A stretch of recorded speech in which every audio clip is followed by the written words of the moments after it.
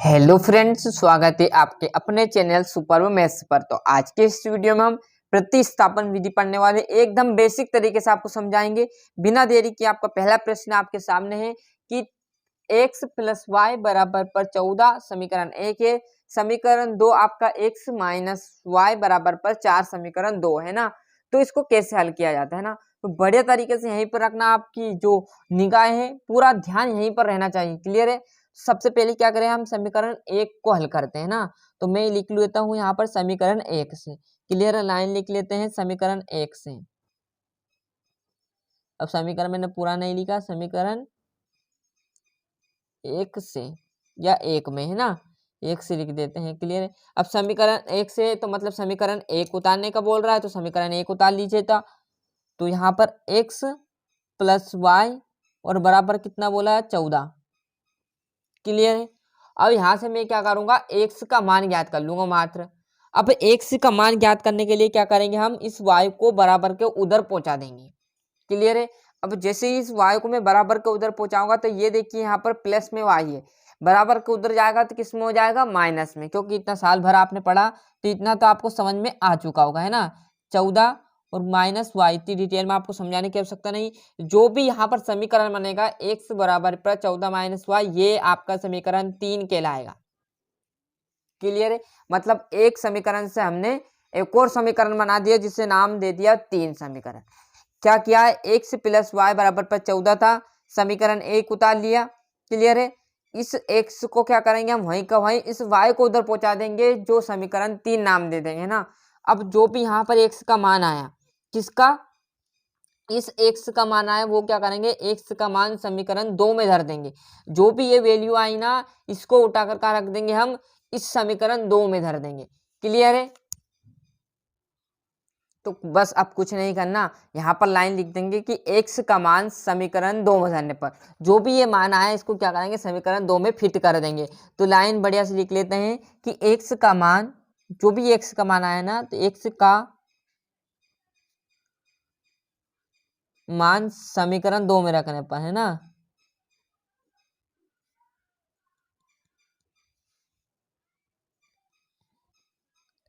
रखने पर। क्लियर है। अब समीकरण 2 को उतार लेते हैं और x की जगह क्या धर देंगे, ये मान धर देंगे जो आया हुआ है ना। तो अब समीकरण आपका 2 क्या बोल रहा है, पहले 1 ले लिया, अब क्या कर लिया, 2 ले लिया। बस अब 2 को उतारने के लिए x माइनस वाई और बराबर पर 14 4 वैसे का वैसा। क्योंकि अब यहाँ पर देखो, ये समीकरण 2 उतार लिया, शुरू में समीकरण 1 उतारा था, उससे हमने x का मान ज्ञात कर लेता। अब समीकरण क्या उतार दिया, 2। बट यहाँ देखो, अब आपको x की जो मान है वो आपको पता है कि अब x का मान क्या है, x का मान ये है सर। क्लियर। तो x की जगह ये फिट कर देंगे। तो करो भैया, x को हटाओ और उसकी जगह क्या रख देंगे, 14 माइनस वाई बराबर पर 4। क्लियर है। अब आप देखोगे तो इसे सोल्व कर सकते हैं आप। कैसे, 14 वैसे का वैसा। क्लियर है। ये 14 वैसे का वैसा माइनस और ये भी माइनस। क्लियर है। तो ये क्या हो जाएगा, 2, मतलब 2 बार आपका y आएगा और बराबर पर 4। ये बराबर आपको सीध में लेना है। अब यहाँ पर जल्दी जल्दी में ऊपर नीचे हो जाता है ना, जब भी आप सोल्व करो परीक्षा में, जब क्या करना, आपको जो भी बराबर है उसको सीध में लेना है ना, एकदम। क्लियर है। अब देखोगे यहाँ पर 2y, तो अब देखो यहाँ पर मैं y का मान ज्ञात करूँ कैसे, इस 14 को क्या करूंगे, बराबर को उधर पहुंचा दो साहब। तो यहाँ पर बचेगा 2y बराबर पर 4 बट्टे में क्या आ जाएगा, ये देखो आप यहाँ पर देखो, ये क्या है, प्लस में, तो बराबर को उधर जाएगा, किस में आ जाएगा, माइनस में है ना। ये बराबर लगा दिया था मैंने, थोड़ा बटा। क्लियर है। आया समझ में इतना। अब -2y वैसे का वैसा बराबर, अब देखेंगे यहाँ पर है ना, 14 में से आपका 4 जाएगा, 14 में से 4 जाएगा तो बचेगा कितना, 10। वो बड़ी संख्या देखो आप यहाँ पर घटा तो रहा है, तो बड़ी संख्या भी देखो, प्लस के 4 है और माइनस के 14, तो चिन्ह किसका आएगा, जो वो बड़ी संख्या है। बड़ी संख्या आपकी माइनस की है तो माइनस का आ गया। क्लियर है। अब बस हम क्या करेंगे, यहाँ से y की वैल्यू याद कर लेंगे, क्योंकि ये देखो गुना में, ये बराबर को उधर ये भी ले जाओ, y वैसे का वैसा बराबर आपका -10 और बट्टे में ये बराबर को उधर जाएगा, तो ये भी क्या किस में बन जाएगा, आपका भाग में बन जाएगा। और ऐसा नहीं है अभी यहाँ माइनस लगा तो ये प्लस हो जाएगा। क्लियर है। ऐसा नहीं होता। यदि ये दोनों संख्या गुना में नहीं होती ये संख्या गुणा में नहीं थी, इसका आगे प्लस लगा होता है ना, यदि हम 2 को भेजते तो 2 प्लस का हो जाता है और बराबर के उधर प्लस का हो जाता है। क्लियर है, पर यहाँ क्या है, गुणा में, तो ये बराबर के इधर जाएगा तो किस में हो जाएगा, बट्टे में, भाग में चला जाएगा।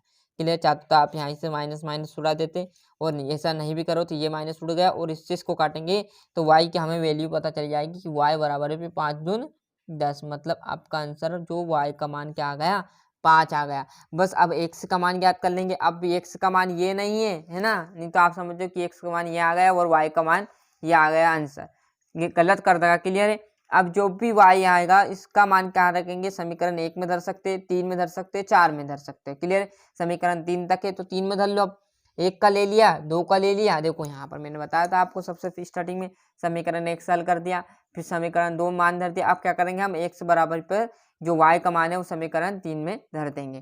क्लियर है, क्योंकि 14 पहले से दिया, y का मान हमें ज्ञात हो गया, तो बराबर x बराबर पर यहाँ से डाक के लिए आप मान निकालोगे। क्लियर है, तब जो भी y का मान आए उसको क्या करेंगे हम, y का मान समीकरण 3 में धरने पर, y का मान समीकरण 3 में रखने पर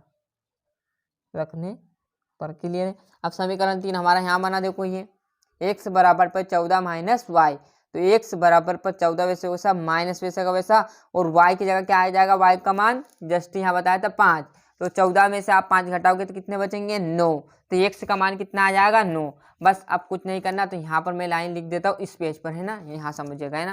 समीकरण 3 था तो समीकरण 3 उतार लेते हैं यहाँ, है ना।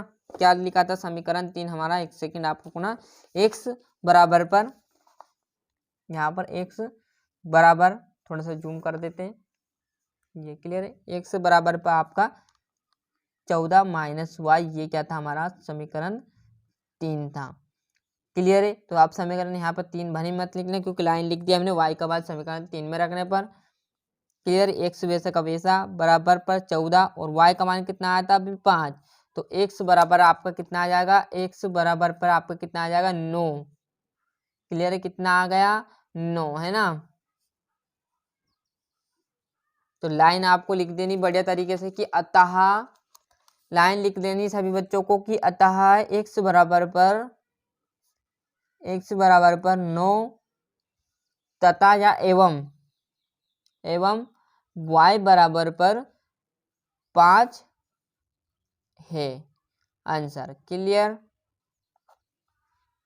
आया समझ में, कुछ नहीं किया, बस सिंपल जो प्रश्न आप बोल रहा है वही हमने किया हुआ। क्लियर, ये मैंने यहाँ पर लाइन लिख दी थी।